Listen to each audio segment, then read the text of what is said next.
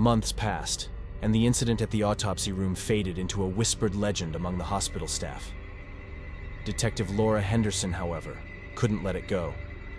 She had seen the fear in Mike's eyes, heard the tremor in his voice when he spoke about that night.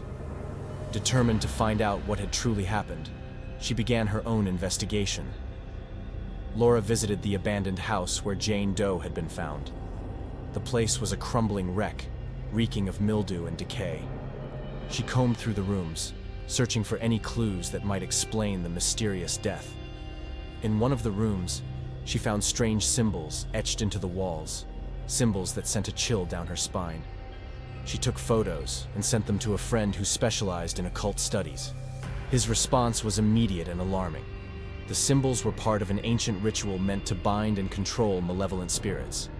According to him, the ritual had likely backfired, resulting in Jane Doe's death and possibly unleashing something far worse.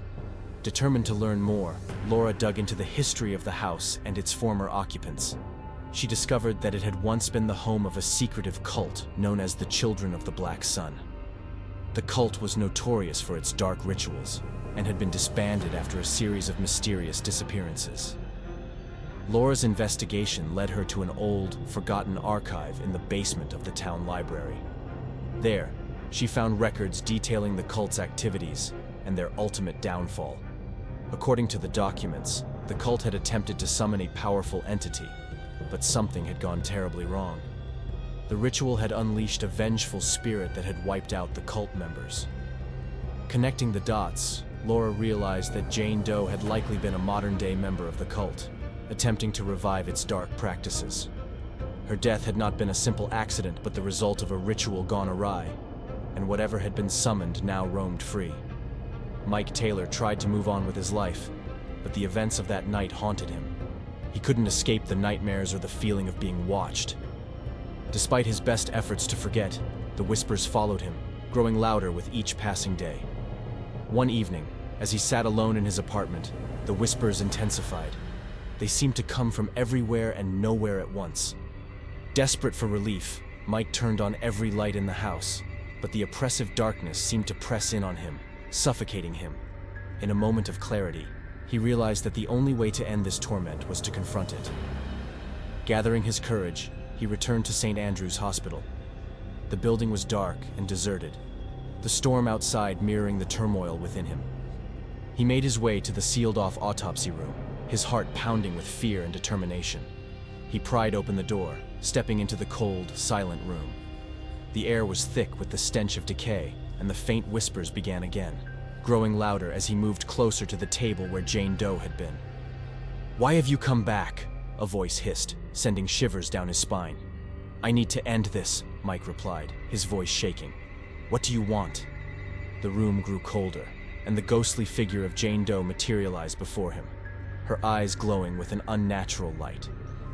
"You disturbed the ritual. You must complete it to set me free."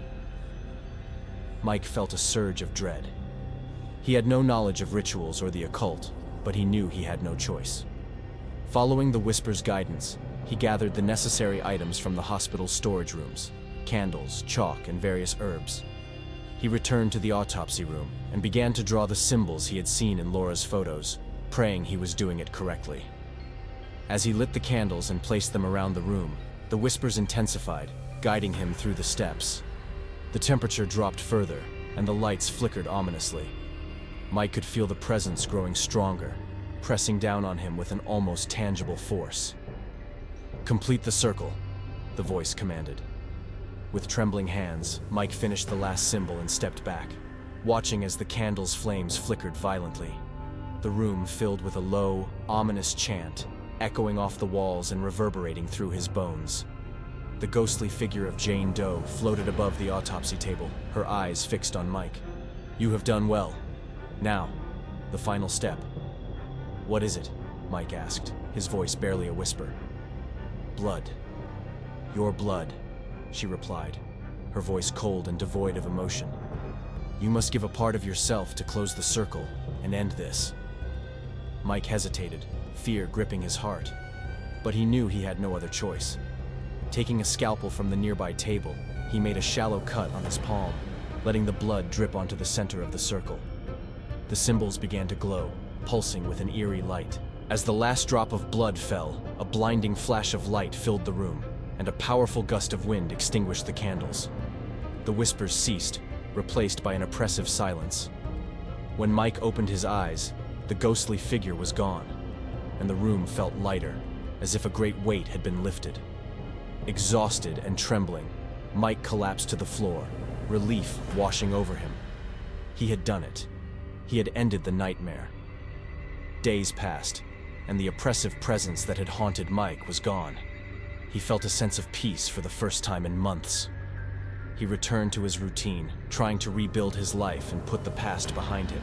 However, the memory of that night lingered, a dark shadow in the recesses of his mind. Detective Laura Henderson continued her investigation, determined to ensure that the cult's dark practices were fully eradicated. She uncovered more about the rituals and the history of the Children of the Black Sun, piecing together the puzzle of Jane Doe's death and the events that followed. Her findings revealed that the cult had splintered into several small groups, each trying to resurrect the old ways. Jane Doe had been one of many, part of a dangerous network that spanned the country. Laura knew that the battle was far from over, but with Mike's help, they had taken a crucial step in stopping the spread of darkness.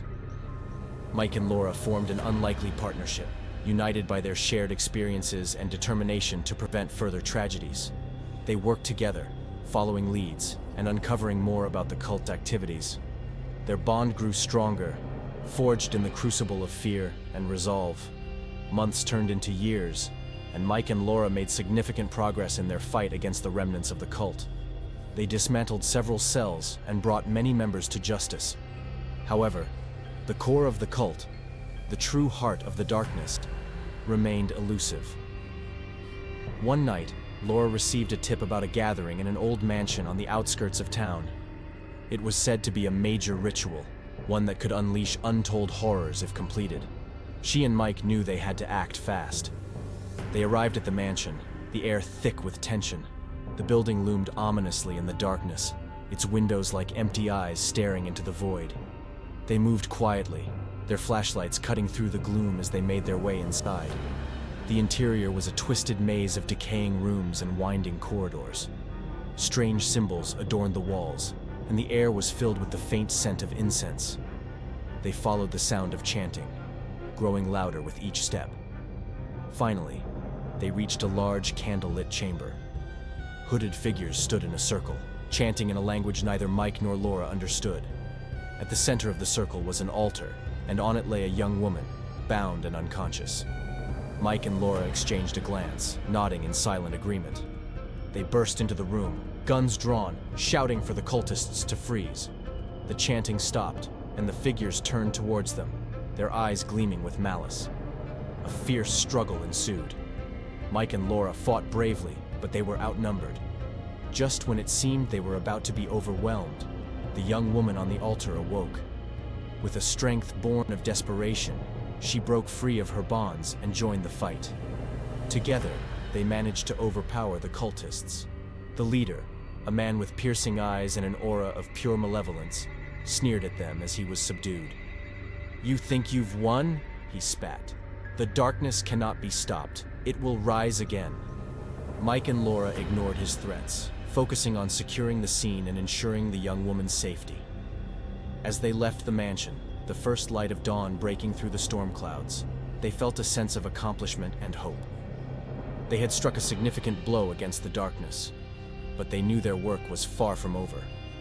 With the cult leader behind bars and the young woman safe, Mike and Laura continued their mission, more determined than ever.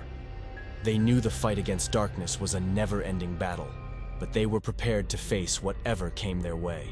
Mike found a renewed sense of purpose in his work, no longer haunted by the whispers of the past.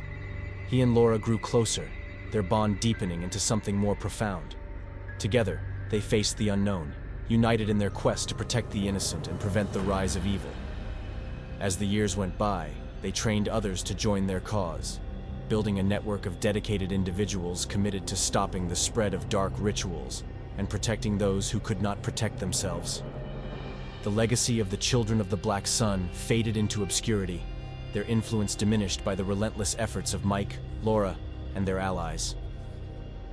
The autopsy room at St. Andrew's Hospital remained sealed, a silent reminder of the horrors that had once transpired within its walls. But for Mike and Laura, it was not a place of fear. It was a testament to their resilience, a symbol of their victory over the darkness. And as they stood together, watching the sun rise on a new day, they knew that as long as they had each other, they could face whatever challenges lay ahead. Thanks for watching, everyone. If you enjoyed this story, don't forget to like, subscribe, and hit the notification bell so you never miss an update. What do you think happened to Dr. Mike and Detective Laura after they stopped the cult? Let me know in the comments below.